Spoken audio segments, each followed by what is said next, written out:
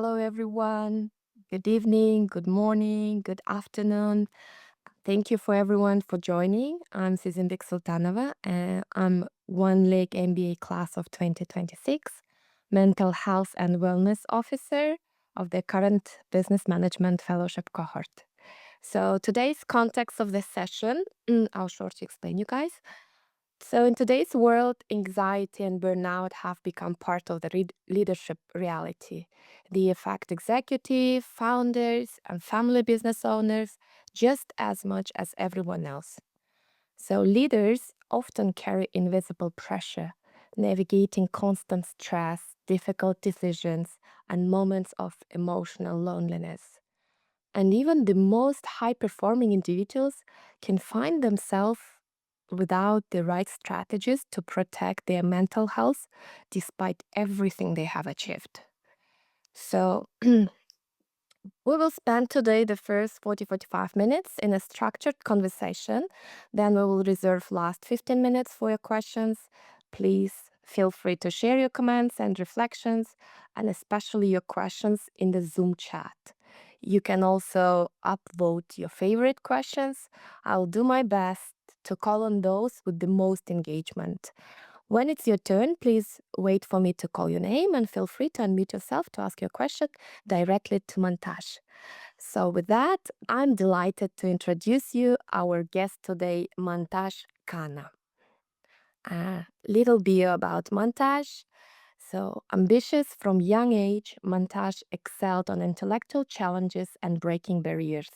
She earned a spot at Harvard Business School, secured an MBA that opened the doors to the leadership roles at global corporations like American Express and Microsoft. For 2 decades, she climbed the corporate ladder. She had it all: executive titles, industry respect, the vibrant personal life. Yet, behind the success, stress was quietly accumulating, unnoticed and unaddressed. Then everything changed with one diagnosis: lymphatic cancer. Her world collapsed, the world that she had so carefully built. The deadlines and boardrooms faded, replaced by hospital visits, intense treatments, and deeply personal fight for survival. Determined to bridge science, health, and leadership, Mantazh made a bold and life-changing choice: to walk away from corporate world and step into a PhD in integrative medicine, specializing in neuroscience and mindfulness.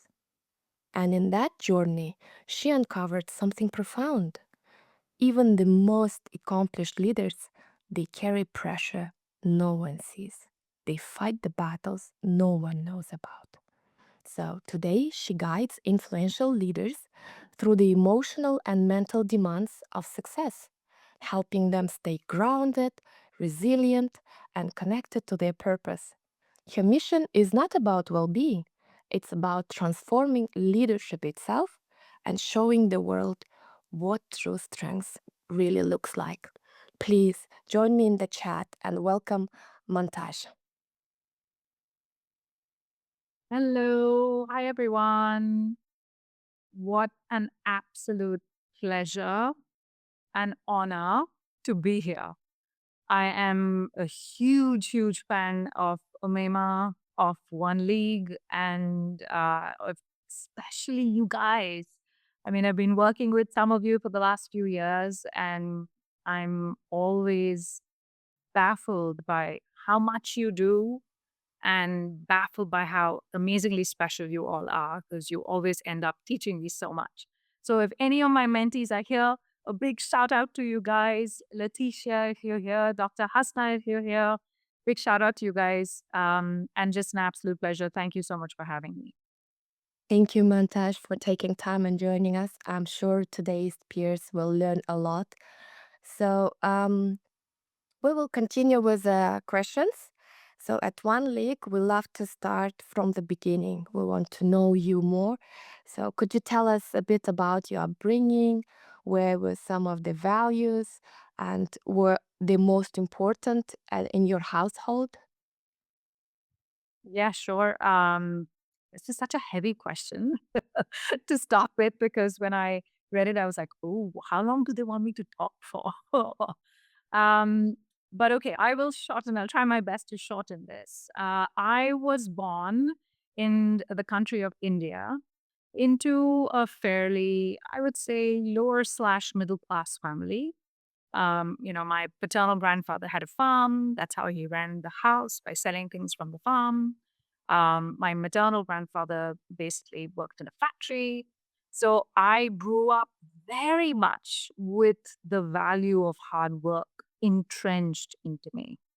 Um, and that, the hard work of the generations before basically enabled my parents to achieve what they wanted to achieve in life, to have the education they had. And therefore, they believed that the same would be true for me. And I have a sibling, a sister.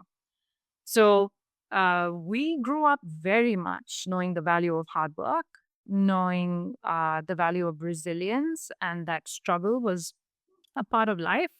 There's no life if there is no struggle, and that every struggle comes with a lesson, and the real meaning is to find that lesson in that struggle. So that was kind of like an everyday value for us. And we saw it happening with our grandparents, we saw it happening in our lives with our parents. And as kids, we were probably a bit more sheltered, definitely more privileged to, stand upon all the work that had happened the generations before. But we were very made aware of that privilege as well. The other beautiful thing that happened, at least to me in my life, was that my father had the opportunity to leave India. So when I was 12, we left the country, and he got different roles in different parts of the world. We were in the Middle East, in Dubai, in Jeddah, in Singapore, which is where I am based right now. And all of those various international experiences also taught us the value really of adaptability and learning to accept different points of view, whether they were, religious points of view, political points of view, um, in upbringing values points of view. So that was an extremely important lesson that I've carried with me and actually really worked very well for me even in my career. And then I would say the last one really was this very fierce, independent, stand on your own feet um, drive that was given to us primarily from my dad. And this was more so because we were two girls and he wanted us to grow up as independent women and always put education first. There were no boyfriends allowed. There were no and discussions of marriage allowed, which is very unlike how, some of my other girlfriends' homes were, where they were just finishing an education to be able to get married, right? For us, it was like, that's an absolute taboo. Marriage is far away. You go work, get independent, stand on your own feet, never depend on a man. And so, again, that is something that I hold very closely as a value and continue to take on with me. Now, in hindsight, when you asked me this question, the other thing that I also realized was that the thing that probably was not entrenched in me was learning to pause, stop, and really recover. There was no word like recovery, right? It was only you go on and you don't give up and you keep fighting and you stay independent. And, it was a lot of very aggressive values if you think about it. But this ability to pause, reflect, be self aware of what's really happening in my body, what's really happening in my mind and with my emotions, was not a value that I was taught. It was something I learned on my own. And I say that because I think it is a really important value that I hold on to now. And I actually, hopefully, pass it on to my kids as well. Because I realize it's just as important as running fast is to just slow down as well. Yeah, I think many of our peers today who joined, they can resonate with many of what you said because many of us were high achieving because this is coming from the family, you know. They were many parents, they were non-stop working to provide to the family. And many of our peers, they receiving the first degree with one league, first to have, education. So We'll continue with what we already mentioned about a little bit, that your journey is one of the tremendous resilience as a cancer survivor. Would you mind sharing us a little bit about this chapter and how it shaped your outlook on life and purpose today? Yeah, very excited to share that. And I will say at the offset itself that sharing a story like this is, I mean, it's hopefully, beneficial to you in some way, and you will take away what you take away from it. But it's very beneficial to me. And I say that because I want you to also know that it is good to talk about hardship. It's good to share that. It's good because you will find so many people who will relate to it. And more than anything else, it's very selfish because it's very cathartic. It's actually very therapeutic for me. So I'm just going to say that before I get into the story. Um, the story basically goes that I was just like you guys. I was doing my MBA and I had, worked in the corporate world for maybe about 5, 6 years before that, before I got into the MBA. And I was extremely lucky to have met this wonderful, wonderful man who is now my husband at my MBA, at the MBA school at Harvard Business School. We got married, we went for our honeymoon. And on the way back, on the flight back from the honeymoon, I had a very strange pain in my chest, on the left side of my chest, kind of close to the heart. I didn't know what it was. I thought it was all kinds of different things, muscle pull, etc. But long story short, it turned out to be, yes, you have already met him. Thank you for that note. You met Zubair. Yes, Zubair Mohammed. And I'm sure you guys thought he was a lovely guy. And if you don't, now you do. um, so on the way back, I had this pain in my chest. I found out about it once I got back home to New York because we were living in New York at that point in time. And it was cancer. And it was a cancer called lymphoma, which I had no idea what it was. I'd never heard of it before. I did not know what chemotherapy was. I had no idea what the side effects were. I didn't know what radiation was. Nothing. It was the first time I heard about any of it. No one in my family had it. Um, it was a really, really difficult time, as you can imagine, right? So obviously, physically really difficult. I had just gotten married, and I had been this beautiful Indian bride, and I had lovely long hair, perfect skin, all of this great stuff that you work towards before you become a bride. And boom, all my hair's gone, my eyebrows gone, my lashes gone, my energy's gone, my skin looks like crap. Hard, really hard. That was physically. And then there was all this emotional challenge that comes along with it, right? The roller coasters, the ups and downs, the lack of confidence after a while, um, the huge voice that your insecurities take over, the volume that they have in your head really increases. And in addition to that, of course, the day I found out that I had lymphoma was also the day I was about to start my first working day at American Express. And because I did not know if I was going to be able to live, I was given a 50-50 chance. I could not join American Express, and the offer was rescinded from me. Now, that's also emotionally, mentally really hard.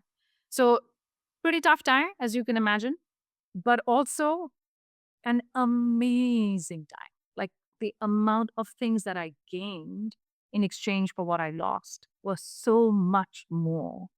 And I'm not just saying this in hindsight. I think a lot of it came to me while I was going through the toughest of times. And one thing we talk about is how challenges are, just like the best thing that can happen to you, because there is a lesson to be learned in all of it. You just have to hear and keep your eyes and mind open to it. But I learned a lot. So I gained a lot of perspective on what matters, really, really matters to me, right? Hair, not so much. Looks, kind of, but not really, not all that much. And was I really putting a lot of my priority on that and my time and my thoughts on that before versus now? Yeah. Um, a small, maybe you'd think very shallow realization, but a realization. And it kind of shifts the way that you think and shifts the way that where you spend your energy and your mental energy in particular. Um, there was a lot of evaluation of what I was doing, whether that was right, that was wrong, the people that I was spending time with, whether they were giving me the energy that I deserve, the positive energy or the negative energy. What was I attached to? What am I not attached to? And then most profoundly, I think for me, the one big gain that occurred was just this realization that maybe I was really meant for something else. If this has happened to me, it is a chance to do something else. And that's really when the seed got sort of, sown into my brain, so to say, that I'm not just meant for the corporate grind, I'm meant for something else. Now, did I listen to that seed and listen to that voice? Not really. Even after I, got better, got back on my feet, went back to work, got the same job at American Express, started doing all of the things. I still had huge MBA bills to pay. I still had a life to start, right? I still had a family to start. We still had a move to make back to Asia. So now, we're based in Singapore. There was still a lot to do. And a lot of it was what I was conditioned to think I was supposed to do, what I've been brought up with, the values that we spoke about. Um, but I also know that at the back of my head somewhere, there was this very strong calling that all this so called suffering or whatever you want to name it that happened had to become some kind of a ladder for others to climb on. And I had to turn it into that to give myself, that strength as well, and to give others that strength as well, and feel like I have that purpose going forward. So that phase luckily is over. It's going to be 15 years now in remission, which is amazing. I was in the corporate world right after it as well, still went on. I did all the things that I did. And I have to say that I'm very privileged to have had those opportunities, very privileged to have had that experience, because it is a self awakening.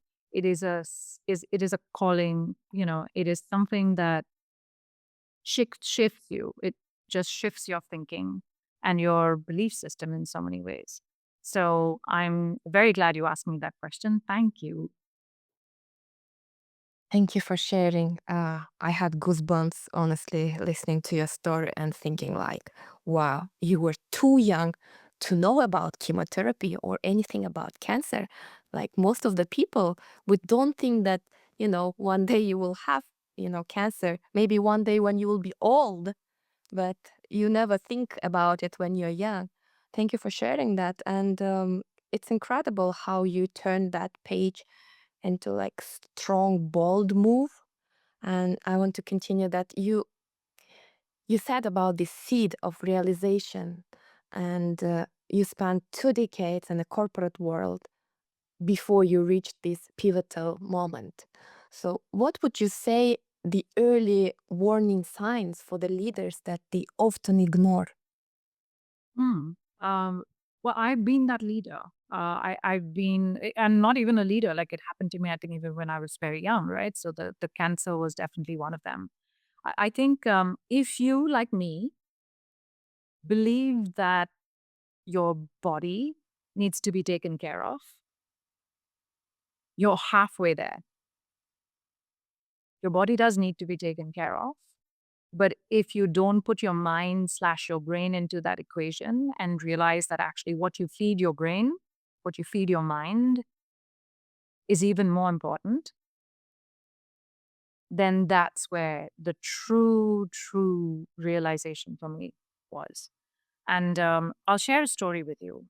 While I was going through my chemo, then there would be days when there are all kinds of side effects, but one of the big side effects for you is, for me, was that you lose all your energy, right? So you're barely able to get out of bed. I needed to move just to not to feel better, but also just to get my blood circulation going. And so I thought, okay, why don't I start yoga? And I had a very sweet friend who used to do yoga who came home and just made me do simple stretches in the bed, simple leg movements, simple stretches. And she could see when she looked at me that it wasn't really just like a body issue, it was very much up here. And so she said, you know what, Mantazh, why don't we do a different kind of exercise? Why don't we have you draw on a piece of paper what Mantazh will look like when this year is over. Because this happened, at the beginning of the year to me. So at the end of this year, let's say 12 months down the road, what will you look like? I said, what do you mean? I don't even know if I'm going to be here or not. Like all these battles and this inner talk that happens. She's like, no, if you are here, what does she look like? Come on. And so you're going to draw this on a piece of paper. And I'm no artist, so I had like stick figures on the piece of paper. But I had a girl on it who had her long hair, who was wearing running shoes, who had an office bag in her hand, who had happiness around her, symbols of peace, symbols of balance, and had a smile on her face. Yeah. And I kid you not, all of those things came true at the end of that year. Um, Not only was I I was just living in like utter happiness. I still do in just being here, just being able to breathe, just being able to talk to you and being here. I was just so grateful. And gratitude, as I now know, studying great science has like so much chemistry in it too. And it does really does make you happy and healthy. I got the same job back.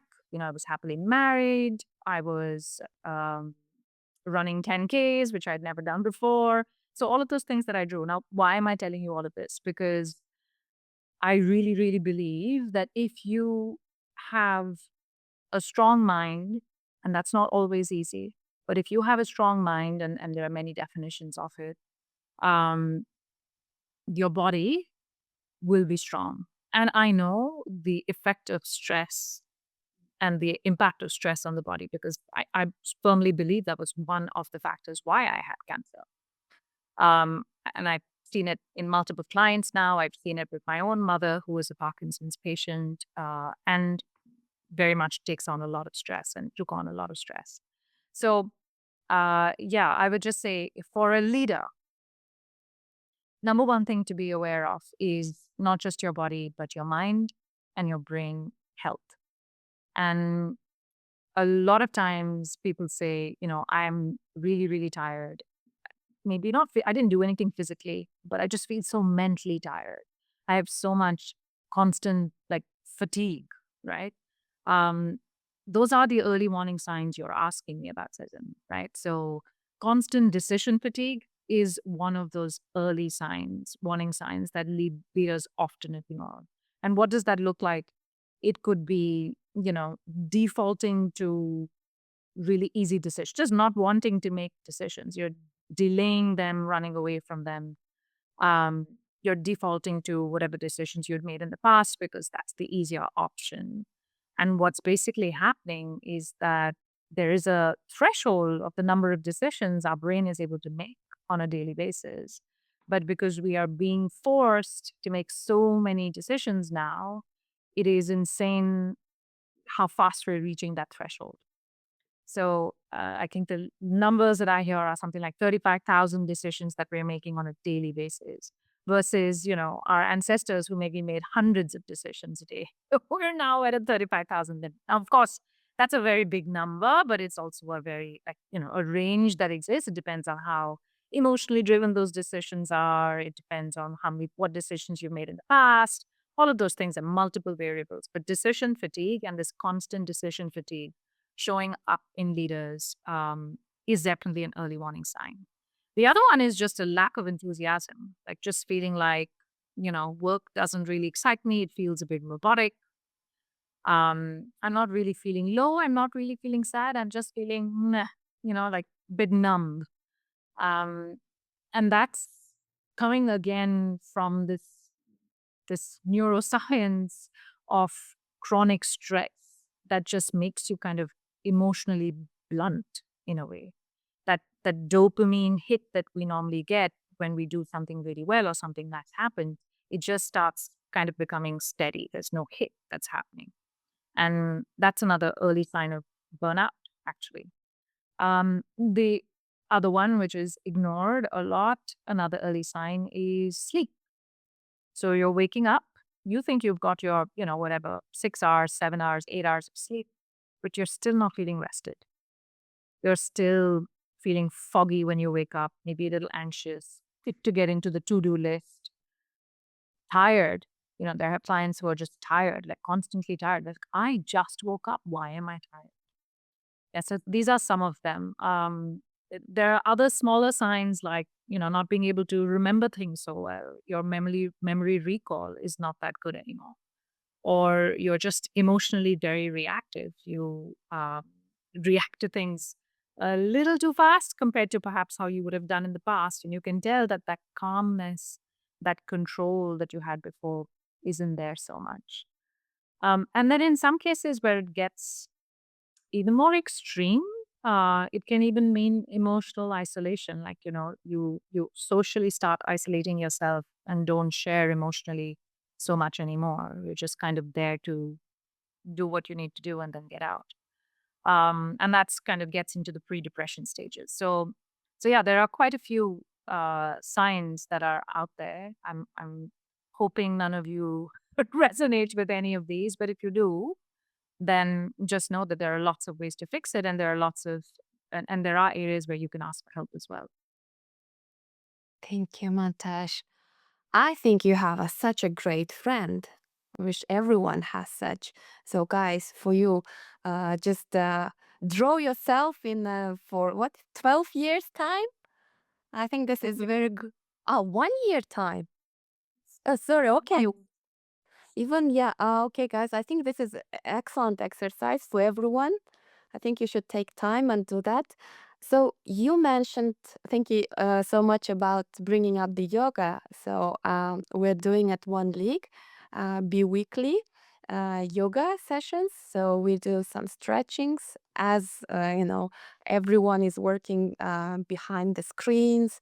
We focus on the shoulders and neck and the back. We're doing our little stuff. So thank you bringing up Not this. little, huge. These are the things we often don't pay attention to. And yes, our stress sits here first. So releasing your shoulders, your neck is really important, actually. Thank you. I hope after our session, the yoga engagement class will be even more. So you mentioned about the taking care of your brain. So taking care of your body, taking care of your brain is another big equation. So what does it actually it means brain training? So in practical terms for the leader, I don't know who has 10 to 12 meetings per day. Yeah. It's a good question. I'd love for you to think of it kind of like training your body, right? So you take yourself to the gym, your body to the gym, you're running, you're lifting weights, you're training your body, right? There's a similar brain gym, and it's not a physical space. You can do it anywhere. You don't have to go to a brain gym. There are brain gyms, but you don't have to spend that kind of money. You can even do it yourself. Basically, brain training looks, or cognitive training, as I like to call it, really looks like a person who has brain or cognitively trained is not is not always in reactive mode. Yeah. So you're not emotionally reactive. You're not deciding, emotionally. You are able to multitask really well. You are a lot better focused. And focus training is something that we typically, even monks, like if you look at Buddhist monks who start out in the very beginning, the first thing they start with is focus training. So a lot of cognitive and mental training also has focus as a part of it. And we all know how distracted we are nowadays with the multiple devices and form factors and pings and notifications and emails and, oh my God, all the to-dos in life, right? So focus training is really helping you reset and transition between tasks smoothly. And that could involve things like, small visualizations, just like an athlete would do before they go on a race, right? It could involve anchoring your focus on something and then sustaining it for a long period of time. And it really is kind of training you, especially as a leader, if you're an entrepreneur, you're a founder, or you are, joining a large corporate. As you grow as a leader in life, you have to be able to do long periods of sustained focus on things that are perhaps small, but also be able to zoom out and look at things from a larger perspective, a macro perspective. And so the focus training really helps you build that cognitive flexibility to be able to zoom out and zoom in at the same time. The other training that you do in cognitive training is being calm under pressure. And so this is where a lot is talked about going inwards and introspecting and spending time really being aware of your body, the sensations of your body, the breath, learning how to basically reset your nervous system, right? So that you can find that calm and you have those tools that you can apply when you need to put the brakes on your nervous system and find that space that allows you to be calm no matter what is going on around. So that's another kind of cognitive training that you do. Um, there's also recovery, and this is something that is close to heart for me, obviously, but also with my clients. And I work with them very closely on recovery. Recovery typically starts with sleep. Of all the brain health pillars, I would say sleep is probably the most important. And so, looking at your sleep, not just the quantity, but also the quality of sleep, looking at what happens when you're in a high pressure situation, what are your recovery tools that you use, recovery could be the joy that you find, on an everyday basis. It could be the love that you find on an everyday basis, because those are hugely therapeutic for your brain and to bring your cortisol levels down, to bring your stress levels down. So recovery with, relationships, joy, your sleep, those are the things we also focus on. And then depending on your needs, some people will say, what, Mantazh, my memory is failing. I'm not able to react quickly. I'm not able to recall quickly. Then we would work on tasks or memory. So we could do memory training as well. That could also be part of cognitive training. But those are typically the things that you would do. It's like imagine different stations in a gym. These are the different stations in a brain gym that you would go to. You would do, you know, you might do memory, you might do focus, you might do calm, and then you have to do recovery. Like any other athlete, you have to learn how to recover to be able to do all of what you do on a daily basis again. Wow, thank you so much. This is honestly completely new information for me. I never thought about that you can to train your brain like that. So we are speaking about helping the high performance protect their most valuable assets, so their minds. Since you have turned that your personal experience into your life work and now pursuing PhD in integrative medicine, could you share what inspired you to dictate your career to helping other leaders who may be navigating the same challenges? Hmm. Um, well, number one was my own experience, right? So I think the cancer journey, like I said, was that seed. After that seed is sown, it's very hard to unsee things around you. And so, even though I was back in the corporate world, I was noticing how people around me were really headed towards, for lack of a better word, disease, with the amount of stress that was building up in them. It was close to home because it was something I had gone through, but now I was learning the ropes of how to manage it. But because of that, I could see it in others. I could see it in a boss that I had, for example, who was very high strung and had health issues, but they were such smaller health issues that it wasn't big enough for her to really take notice of it.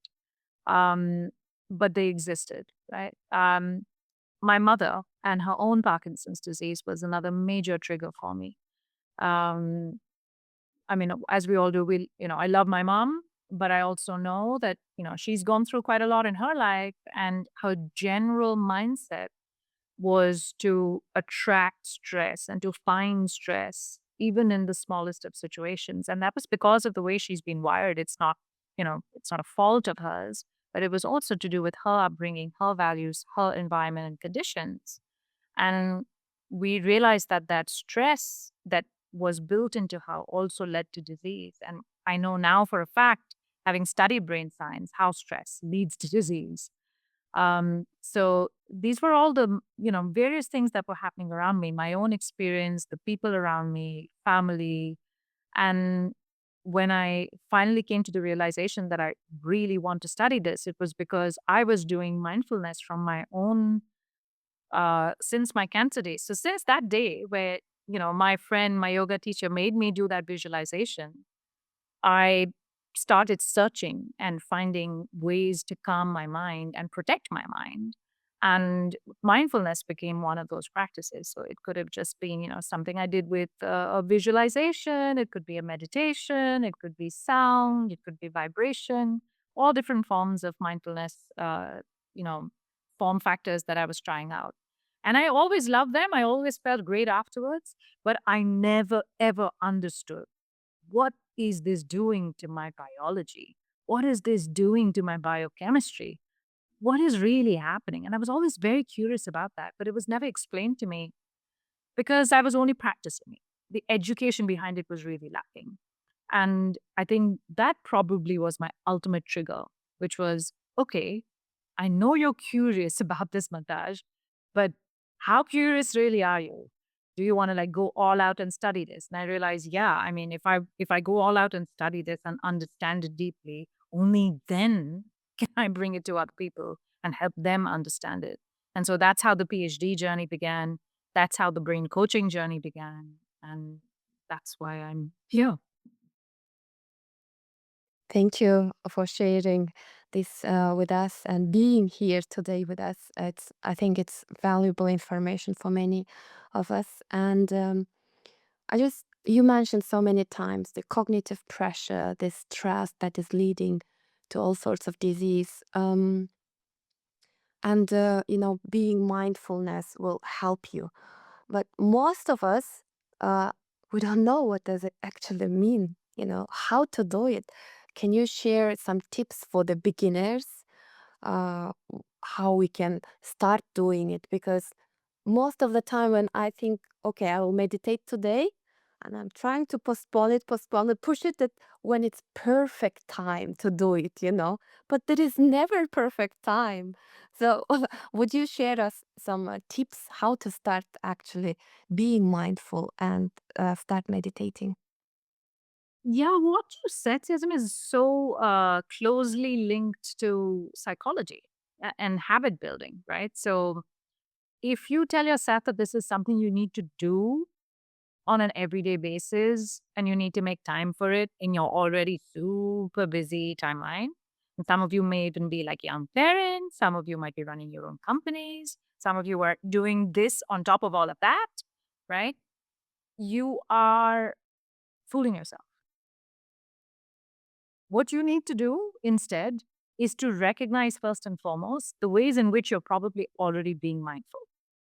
So if you go for a walk, if you go exercise, if you are listening to music, if you are playing with your pet, if you have one, right? All of those moments is also mindfulness. Mindfulness is not just sitting down and doing meditation. Yeah. It's being really present in that moment and just enjoying it. Yeah. So I would say if you are doing those things, find those micro moments that already are happening in your life. And when they do, give yourself a pat on the back and say, I just did my mindfulness. Look, I'm enjoying it. I'm in the moment and I'm really present. And then if you have the luxury of 5 minutes, 10 minutes, whatever, for a beginner that wants to get into meditation per se, I think there are many ways again to meditate, and it could really just be that walk. But what really is meditation? And it's essentially just taking a pause from your everyday and going inwards. A lot of people think meditation is about blanking out your thoughts and really not thinking anything. That is not humanly possible. I mean, you have to be a monk who has had decades of experience to be able to do that. And none of us are those, right? With the lives that we lead, we are going to have thoughts. We are high performing, active individuals with very busy lives. So, meditation is giving yourself a few minutes to just listen to yourself. And we never ever get the time or take the opportunity or are aware that that is something that we even need to do. If you just do that, and even if it's while you're, sitting at the back of a car on a taxi ride or you're going for a walk, or you're listening to some music, or you're in bed already and you've got, a few minutes before your eyes are going to close and your mind is going to shut down. All those are little forms of meditation as well. It's checking in with yourself and listening to what that inner voice is saying. I would say that is the number one thing you can do as a beginner to becoming more mindful. Because as those voices in you become a little louder and have the ability to be able to express themselves, you will start understanding yourself a lot more. You will start understanding the goods and the bads, and just really giving yourself the opportunity to express and listen and have a dialogue with yourself is deeply therapeutic, deeply therapeutic. So, Wow. yeah, as a beginner, I would say that's where you start. Yeah. So give your time to listen to yourself. This is a great way to put it. Thank you. So I want to speak about the future of neuroscience as you're in that field. What do you think? What breakthrough in the neuroscience, neurotechnology, are you most excited about for the future human performance? Yeah, this is a huge question. And first of all, I am so excited about this field. And I'm so excited because we know so little. There's so much that still needs to be understood and explored. It is by far, our brain is by far the most complex organ we have. Now, having said that, we have technology and, you know, the good thing is the technology can help us with these breakthroughs, and I can talk about that and tell you what's most exciting. But I will say that it's a double edged sword. So, technology isn't necessarily the best thing for our brain either. It can be, but depending on how we use it, for how long we use it, how much we depend on it, how much we rely on it, how addicted we get to it, because the way the world is built today and with AI built into it all, it can have all of those effects too. And we need to be aware of that. And again, brain training helps with that. So the focus training we talked about, the calm training, all of those gym stations, those are all really important to be able to take away some of those negative effects of what technology does to us. But to your question, the advent of AI, for example, and with everything that's happening with AI and neurotech now is just amazing. And one of the things that excites me the most is something that you may have heard of. It's called the brain computer interface. Um, it basically means it's the ability for our brain to be able to talk to technology and vice versa, right? And so, what we used to be able to use this technology for a few years ago was primarily in like rehab centers where you have people who have injured themselves or you have people who are unable to do certain tasks. And this kind of brain computer interface, which was at a very rudimentary, level in a few years ago, would help people with that. For example, it could kill some pain sensors so that people who are in rehab could actually, work on improving their mobility. Now, where brain computer interface sits is that it's enabling so many things for us. And one of the things that I use personally is something similar to a BCI, which is called an EEG. It's an electroencephalograph. And if you guys know what is an ECG is what helps us measure, our heart, and you kind of see the heart waves and the heartbeats, right, based on that. The EEG is the same thing, but for the brain, where you see your brain waves. And for the longest time, we have had EEG technology and we could read our brain waves. But now what we can also do, thanks to technology, is push those brain waves back to us to be able to train our brain in certain aspects. So, focus training can be done with this kind of neurofeedback technology. And when you are focused, that technology will tell you that you are focused, good job. And when you're not focused, the technology will tell you, hey, get back, get your focus back. Whatever you were doing before, you get back into that. So these kinds of things are available. It's what excites me the most. I think it's still in very early stages. There's a lot more to come, but it's a fascinating area, and I hope I can do something with it in my PhD thesis, which is coming up shortly. Thank you.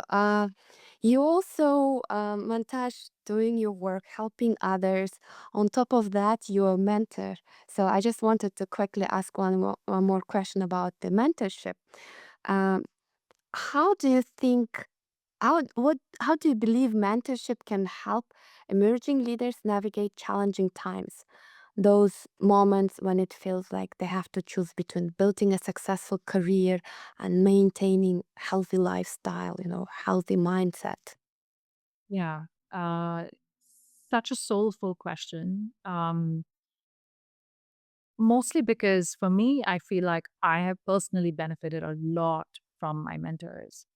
They haven't necessarily been formal relationships, they can be informal relationships. Sometimes they are unexpected family members. Sometimes they're work peers or people who are even junior than you, and they can end up mentoring you in ways that you did not expect. So, the first thing I'd say is keep an open mind on what your definition of a mentor is, because they can show up in all shapes and forms in your life. Um, Biggest, I would say, benefits and the moments that they've helped. So I think as a mentor, one of the big benefits that, as a mentee, the benefits that I've had from a mentor have been just like normalizing the struggle. It's so good to know that there's another person who's also gone through or is going through something similar to what you have. I think that's a huge benefit of having a mentor. Someone just saying, I know what that feels like. I've been there. I've done that. This is the learning I had from it. It may or may not hold true for you, but let me share what I know. Right. And so just hearing that, there is a lot of empathy that kind of gets thrown your way, which makes you feel like, okay, this is normal. The second, of course, is the more obvious one, which is, providing you really that strategic perspective. So a good mentor will really be able to help you really zoom out and say, okay, I know you're really stuck in the works right now, but let's leave the trees, let's zoom out, look at the forest, and let's say maybe we can reframe some of these challenges. Perhaps there's a different way to look at it, right?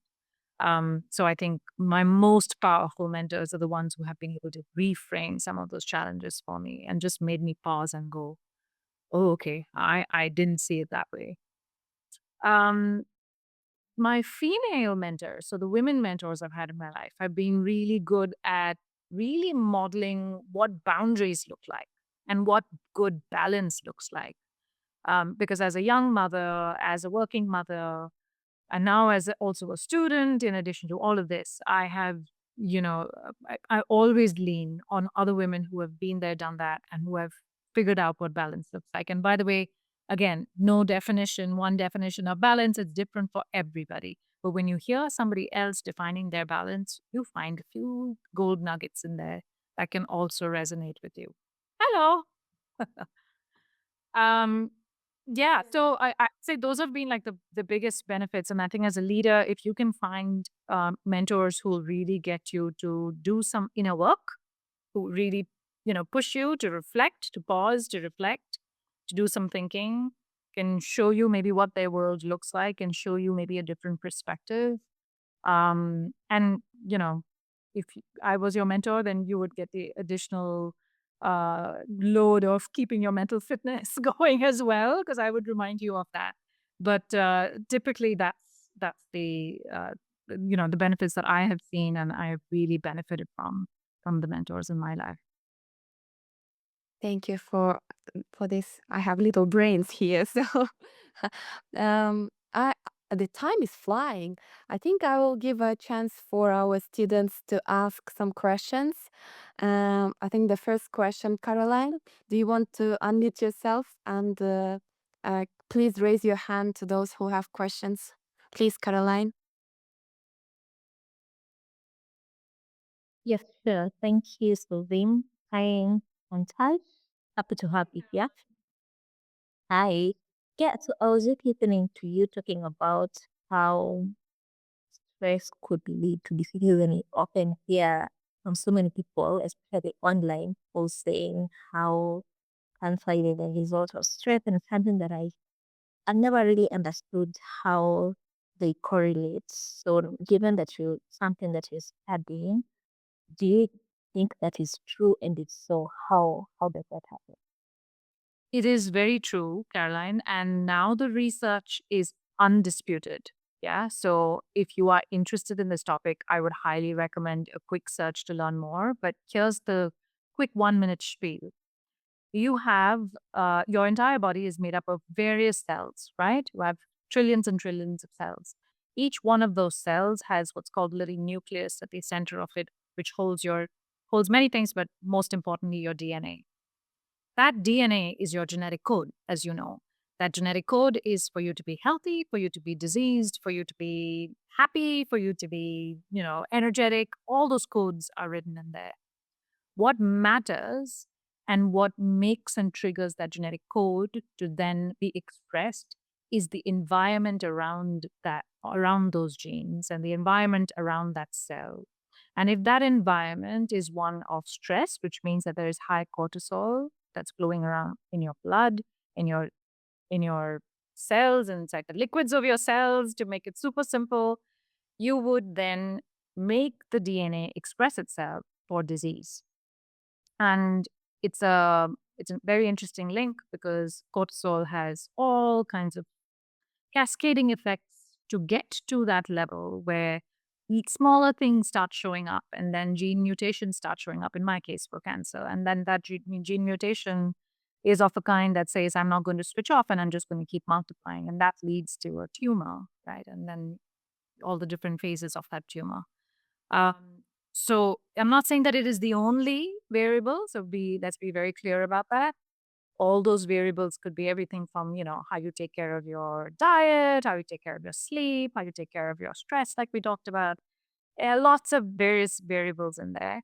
But stress is definitely one of the ones that was probably least understood or people were least aware of. But now we are seeing that it actually impacts our biology. Thank you, Mantazh. Abdallah, I'm able to take only your question because we have a little video to watch as well. Please. Thank you, Sazim, and thank you, Mantazh. I find it insanely inspiring that someone in just 60 minutes can bring so much peace and grounding, and I thank you for that. Um, here's the thing. I find that the idea of suffering and associating suffering with meaning is ingrained in human nature. In very religious communities, I find it in every theology, and in every secular community, I find it in ethics and philosophy. And the place that I struggle most with is that, is it more important to discover the meaning behind suffering or to find peace in accepting that it may exist beyond our ability to understand? Oh, I love this question. Um, your choice, Abdallah. There is no right and wrong. Your choice. I might tell you one, we could argue the other.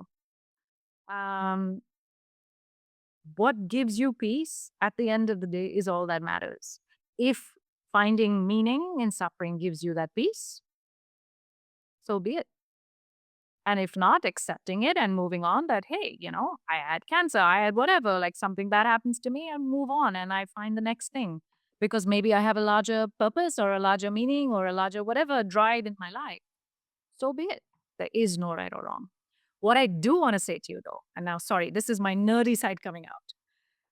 There is the philosophy we talked about, like suffering, great for finding meaning, great for transformation. Yes, true. And depending on where you're coming from, your background, your values, your religion, like you said. The cool thing is that the exact same principle also applies to our brain. What do I mean? When we study our brain and when we offer challenge to the brain, some kind of suffering, some kind of effort, something difficult to the brain, we get new neuron connections forming. Like it's like this soup, this magic soup that brings neurons together and gets that connection strengthening and strengthening. And the two neurons that are talking to each other become more efficient and want to come close to each other. So even from a neuroscience perspective, in some way, suffering leads to transformation. It's where either great connections are being formed or maybe not so great connections are being formed, but connections are being formed. And I think just learning that for me has been like, whoa, this is so cool. It also means that you've got to keep challenging yourself, right? If you want to keep creating neuroplasticity or the ability to keep, forming new neural connections. Um, but it is an important part of life. It's an important ingredient to grow. And if you want to grow, and if you don't, and you are happy and you accept and you move on, so be it too. There's nothing wrong with that. Thank you, Mantazh. Um, with your permission, we have no time, but we still have questions if you let us to forward those questions to you, because Izo, I know you have question. Ali, I can see that as well. Perhaps we can share your questions later with Mantazh to get the answers. That would be amazing. I already love the two questions I've got. So yes, very happy to answer the rest. Thank you very much. And with that, we have a little video to watch.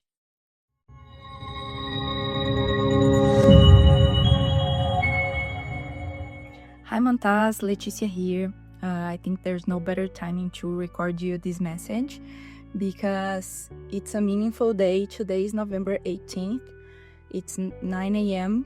and it's basically I'm beginning my second day, the second day of the launch of the project and product that you've been helping me manage for the last I don't know, 8-9 months maybe. I lost track of time. So I think there's no better timing and to take this moment to say thank you for the bottom of my heart for everything that you've done for me and also teach me in this I don't know, maybe last year that we are together. I don't know if it was a sign of God or whatever when you were assigned my mentor and I was just entering my current company. You were a former employee here and you've been key to my onboarding as well, more than my own manager, honestly. And yeah, I don't have enough words to say how grateful and honored I am to have you in my life, to have you as my mentor. I think I can say as my friend as well. And I hope we can continue building on this relationship further. And hopefully we'll meet each other soon personally, either in Singapore or in Brazil or other places as well. And yeah, I just wish you all the best in life. You are such an inspiring human being and a brilliant individual that I am really honored to get to follow you and learn from you directly. So keep on doing that. You are definitely changing lots of lives along your path. So yeah, we'll see each other soon. Oh, that was lovely. I don't know if Letitia's on the call or not, but you guys should know that she has taught me way more than I have taught her. She is an absolutely brilliant individual who just is so strong and I just so calm, so balanced. I mean, I learn so much every single time I speak to her. I'm glad that the admiration is mutual and that she feels like she learned something from me too. But I'm very honored. And honestly, I think I said this at the beginning of the call. In case you weren't on the call, One League is a really special organization. Much of that thanks goes to Umema and her team, but also to all of you. You are all just very special human beings who are doing a lot and carrying a lot, whether that is, your financial burdens, your emotional burdens, your mental burdens, your physical burdens. I have met, a few of you these last few years and seen just the diversity of challenges that you come with. And just know that you have so much grit and so much resilience just by showing up and going on. At the same time, take care of you too. That's really important. So make sure you are taking those pauses, you are showing yourself some love, you are taking care of your own being as well, because that's what will take you, that's what's sustainable, that's what will take you the long way.